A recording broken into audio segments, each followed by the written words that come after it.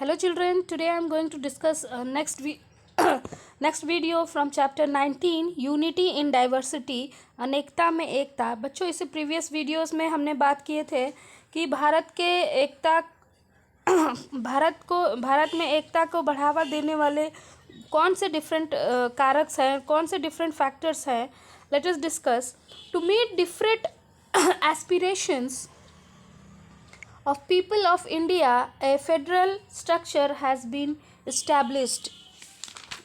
यानी कि to meet the different aspiration यानी अलग अलग आकांक्षाओं वाले लोग जो होते हैं आपस में मिलकर एक स्ट्रक्चरल हैज़ बीन एस्टेब्लिश्ड यानी स्थापित किया। The government works effectively at all the 3 levels, यानी कि इन्होंने गवर्नमेंट जो है, हमारी जो सरकार जो है देश को कैसे चलाती है, यानी 3 लेवल्स में उन्होंने काम करना शुरू किया। The central government exercise power over the state governments to maintain the unity and harmony, यानी कि स्टेट गवर्नमेंट क्या करती है, to maintain unity and harmony, यानी एकता और शांति प्रिय लोगों के बीच एकता और शांति का संदेश पहुंचा in the country. The local self government plays a vital role at the village level and knits India into a single unit. और जो लोकल गवर्नमेंट है वो क्या करती है, वो जो गांव वाले स्तर पे लोगों को एक साथ इकट्ठा करके यानी एक यूनिटी में फॉर्म करती है। तो इस प्रकार से हमारी जो सरकार है, central government, then state government और लोकल गवर्नमेंट के रूप में 3 लेवल में कार्य करती है और लोगों को एक बनाए रखने में काफ़ी मदद करती है। The next, some of the rights included in our constitution are right to freedom of speech and expression, यानी कि कुछ ऐसे अधिकार हैं जो हमारे संविधान में लागू हैं, जैसे कि फ्रीडम बोलने की फ्रीडम है, एक्सप्रेशन करने का फ्रीडम है, फ्रीडम फॉर रिलीजन यानी धर्म की आज़ादी है, etcetera. The India constitution provides equal rights to all the citizen, यानी कि भारतीय संविधान में सभी नागरिकों को इक्वल यानी एकता का अधिकार है, यानी कि सभी को इक्वल अधिकार मिला हुआ है irrespective of the race, religion, caste and creed and gender also. This is promote the both brotherhood among them, इसके कारण आपस में भाईचारा बढ़ता है।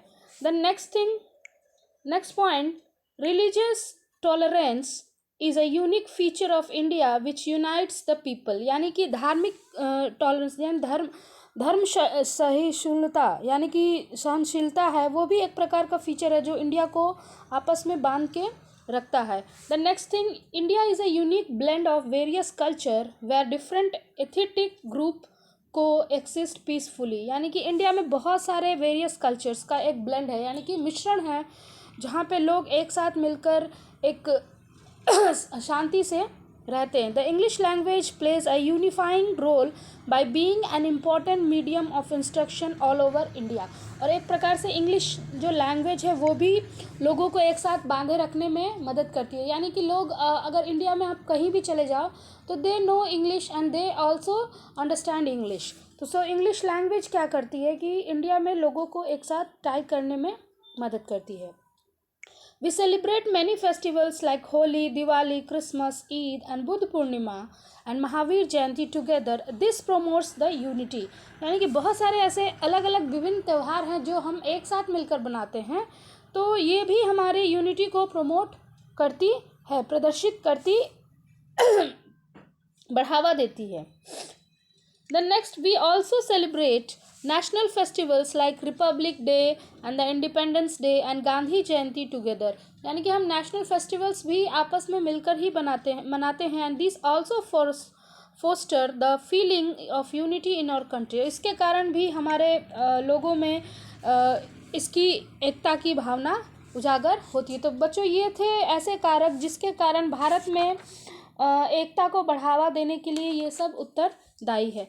तो next topic that we are going to discuss is that promoting national integration in the present scenario, यानी कि वर्तमान परिदृश्य में राष्ट्रीय एकता को बढ़ावा देने वाले कौन कौन से कारक हैं। In India in a country like India, where different people live together, promoting national integration in a major concern. यानी कि भारत में बहुत सारे लोग रहते हैं, बहुत सारे अलग अलग प्रकार के लोग रहते हैं, और इसके लिए प्रोमोटिंग नेशनल इंटीग्रेशन यानी कि एकीकरण के लिए, एकीकरण को बढ़ावा देने के लिए ये एक प्रमुख चिंता का विषय है कि यहाँ पे विभिन्न भाषाओं के लोग रहते हैं, अलग अलग पहनावा पहनते हैं, अलग कल्चर होता है, फिर भी तो इनके अंदर एकता हम कैसे बढ़ाएं. वी मस्ट ले stress on communal accord and harmony. यानी कि हम क्या करें कि हमारा जो स्ट्रेस ऑन यानी कि हमारा जो स्ट्रेस है ऑन कम्युनल यानी सांप्रदायिक और सद्भाव से पीसफुली मिलकर हम रहें. One community should refrain from hurting the feelings and sentiments of other communities. यानी कि एक कम्युनिटी को, एक समुदाय को दूसरे समुदाय के फीलिंग्स को हर्ट करने का कोई भी मंशा नहीं होनी चाहिए. आपस में उन्हें मिलकर, कम्युनिटीज़ को मिलकर रहना चाहिए. तो इससे भी हमारे भारत की जो एकता है वो कायम रहेगी. All Indians should actively promote the feelings of brotherhood. और सभी भारतीय के अंदर भाईचारे का भाव होना चाहिए. The government should take the action against those who divide the people on the basis of religion. यानी कि गवर्नमेंट को ऐसे लोगों पे The government should take the action against those who divided the people on the basis of religion. यानी कि ऐसे लोग जो धर्म के नाम पे बंटवारा करते हैं उन्हें हमें अलग रखना चाहिए और उन्हें सरकार के द्वारा पनिश किया जाना चाहिए. It should encourage the idea of secularism. यानी कि इसके कारण क्या होता है कि वो धर्मनिरपेक्ष, हमें धर्मनिरपेक्षता का संदेश देते हैं. The next, through education we can develop to learn behavior among the children and stress the importance unity of our country. यानी कि एजुकेशन के द्वारा भी हम बच्चों के अंदर ये फीलिंग्स डाल सकते हैं, ये भावनाएं डाल सकते हैं कि we should live in a unity. यानी कि हमें आपस में मिलकर, अपने व्यवहार को टॉलरेट करके हमें आपस में मिलकर रहना चाहिए. It is the duty of the government as well as an individual to ensure that the people of India get equal opportunities. और ये सरकार का कार्य है कि हर व्यक्ति को सुनिश्चित किया जाए कि उन्हें एक अच्छा अवसर प्राप्त हो, ताकि वो इक्वल अवसर प्राप्त हो. ऐसा नहीं कि मतलब कि ये व्यक्ति है तो इसके साथ हम इसके राइट्स कुछ और हैं, तो उन्हें इक्वल अपॉर्चुनिटीज़ प्राप्त हो. So children, this is your last topic from this chapter. I'm going to end this video, and in the next video I will teach you about new chapter, that is our government. यानी कि अपने government के बारे में हम पढ़ने वाले हैं, सरकार के बारे में. So thank you for watching.